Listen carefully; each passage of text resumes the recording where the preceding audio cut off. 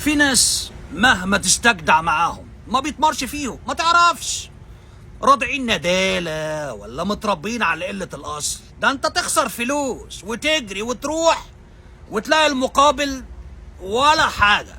ما تعرفش تربية وسخة، ما تعرف ما تعاملوش مع بني آدمين، ما تعرف متربيين على خد واجري، ما تعرف مصلحجية، ما تعرف.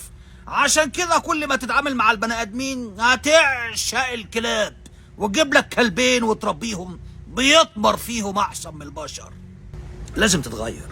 يجب أن تستوعب أن ما تفعله لأجلهم لا يستحقونه. أوسخ بني آدم موجود على الأرض اللي هو ناكر الجميل وناكر المعروف. مهما تعمل مجهودك وفلوسك وحياتك ووقتك، مهما تديله مفيش كلمة شكر.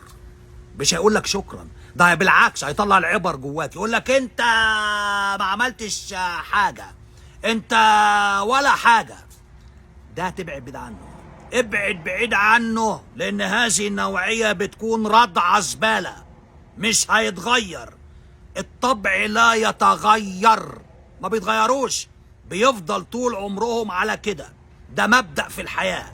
خد خد لكن ما تديش، ولما يدي يلوي بوزه ويحس ان هو مش حق ان انا اديك ليه؟ انت اتخلقت عشان تساعدني. بيعتبر ان ده حق مكتسب، ان انت موجود في حياته عشان تساعده وهو يعيش على قفاك. المصلحجية الوصولية كتروا في هذا الزمن.